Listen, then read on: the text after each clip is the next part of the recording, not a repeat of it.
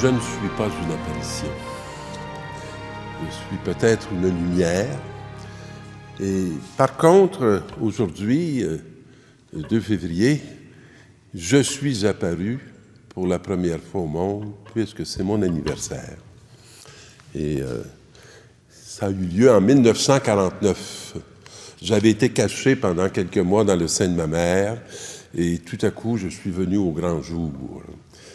En cette grande fête, pour moi, qui a toutes sortes de sens, puisqu'aujourd'hui, c'est la Chandeleur, la fête de la lumière, c'est la purification de Marie au temple, et c'est la présentation de Jésus au temple.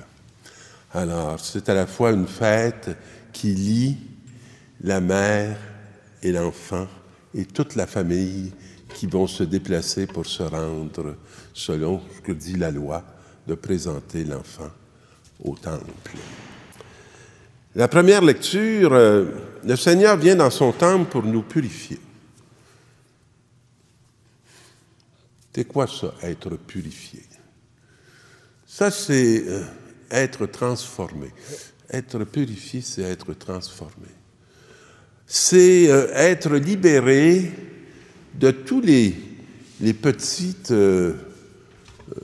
saletés, on va dire, qui font qu'on n'est pas entier, qu'on n'est pas entièrement l'amour du Père, du Fils et de l'Esprit.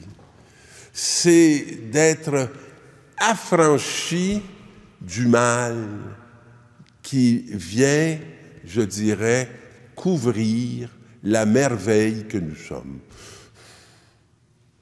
Alors, voici que j'envoie mon messager pour qu'il prépare le chemin devant moi.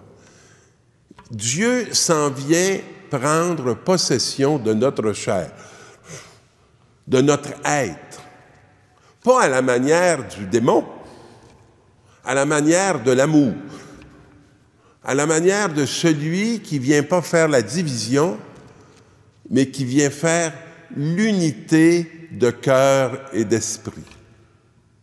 Et il y a un messager qui prépare sa venue.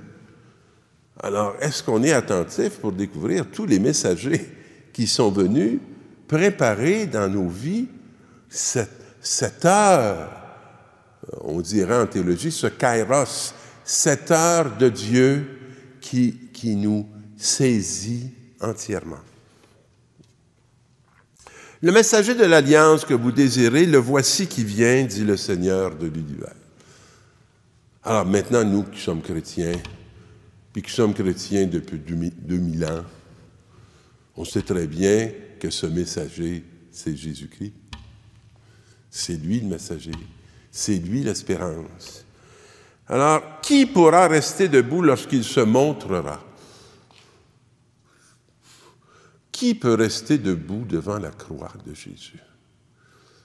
C'est effrayant. On ne peut pas croire que ce chemin nous est proposé pour être entièrement amour. Ça nous fait peur. On veut se protéger. Car il est pareil au feu du fondeur. Il est intense. Pas une petite brûlure. Hein? Puis, le feu du fondeur, il y a le mot fondation dedans. Alors là, je ne pourrais pas vous en parler, je n'ai pas le temps. Mais cette fête du 2 février est tout à fait associée à la fondation de Ville-Marie, qui est Montréal. Avec des gens qui avaient ce feu intense en eux. Jérôme Leroyer de la Dauversière, Marguerite Bourgeois, Jeanne Mange, pour en nommer quelques-uns, qui sont venus enraciner ce feu dans cette terre d'Amérique. Et qui pourra rester debout lorsqu'il se montrera?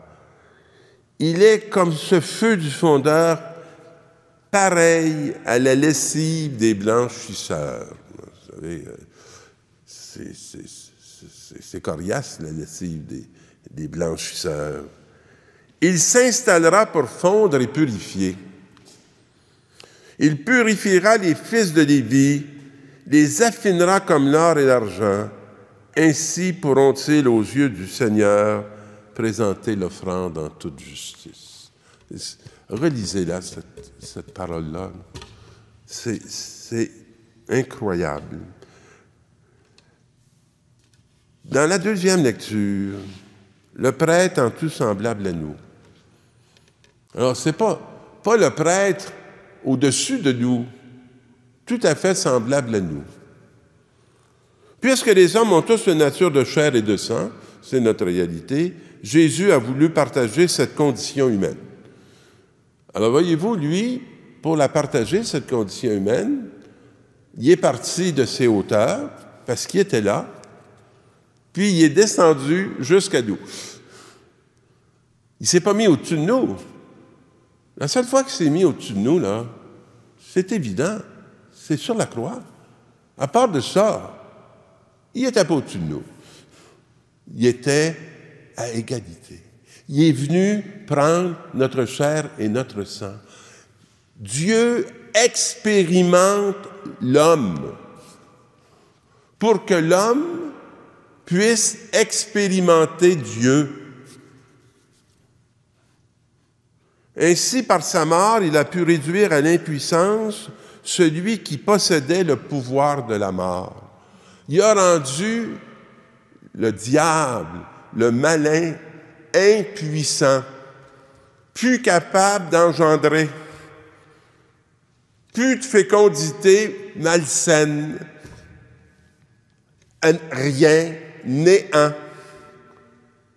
Pas en étant au-dessus de notre réalité, mais en étant au cœur même de notre réalité. Il a fait ça comme un homme.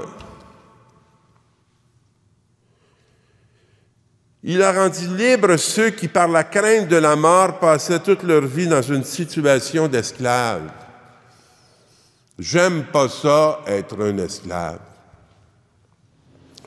Puis je lui voue une infinie reconnaissance d'avoir tout fait pour m'affranchir et nous affranchir.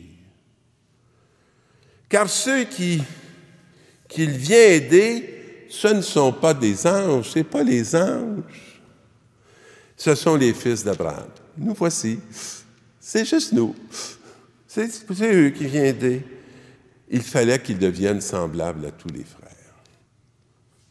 Alors, vous savez, comme prêtre, là, nous, on ne peut pas se prendre pour d'autres. Là. On ne peut pas penser qu'on est au-dessus de vous. Non. Nous, on est bien de la même chair et du même sang. On est bien de la même dynamique. Hein? Alors, pour être dans leur relation avec Dieu, un grand prêtre miséricordieux et digne de confiance, capable d'enlever les péchés du peuple. Il a fait ça en se livrant sur la croix, ayant souffert jusqu'au bout l'épreuve de sa passion. Nous autres, on est prêts là, à la prendre au sérieux, notre passion, puis à aller jusqu'au bout d'elle, plutôt que de passer notre vie à vouloir la fuir. Parce qu'en fuyant notre passion, on s'enfonce dans le malin. Il peut porter secours à ceux qui subissent l'épreuve. Et là, j'aime beaucoup cette présentation de Jésus au temple, parce que la loi va amener les parents de Jésus pour qu'ils le portent à Jérusalem, pour le présenter au Seigneur. Vous savez, être présenté à quelqu'un d'important, c'est quelque chose. Et là, les parents de Jésus vont aller le présenter au Seigneur. Il est, lui, le Seigneur, mais ils vont aller le présenter au Seigneur. Et selon ce que la loi prescrivait, comment on va présenter un enfant au baptême? On s'en va lui dire qui il est. On s'en va lui révéler qui est son père. Non, ton père, c'est pas moi. C'est Dieu. Puis après ça, là, un coup qu'on lui a présenté, ça, on le coupe, il ne le revoit plus du reste de sa vie. Il ne connaîtra pas beaucoup son père, fait qu'il ne saura pas vraiment qui il est. Il ne découvrira pas son identité. Tout premier-né de sexe masculin sera consacré au Seigneur.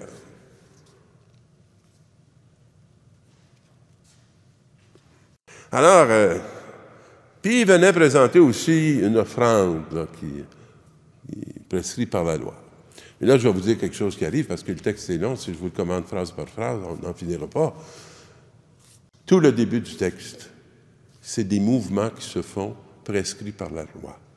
Ils vont rencontrer 2 personnes au temple, qui, eux, sont sous la mouvance de l'Esprit. Siméon le vieux, qui va le reconnaître, puis qui va dire, maintenant tu peux me laisser m'en aller, car j'ai vu celui que tu annonces à la face des peuples. Puis il va rencontrer Anne. Et là, les parents sont tous étonnés de ce qu'on dit de leur enfant. Est-ce qu'on est des parents étonnés de ce que ceux qui sont sous la mouvance de l'Esprit disent de nos enfants? Est-ce que la pensée sur nos enfants ne vient que de nous, de nos perceptions? Est-ce qu'elle vient aussi de ceux qui sont sous la mouvance de l'Esprit? Et notre amie Anne ne quittait plus le temple, priant pour tous ceux qui attendaient la délivrance. Combien de monde dans notre siècle attendent la délivrance? Vous savez que le mot délivrance, c'est aussi le mot accoucher. Être délivré du sein, c'est être accouché.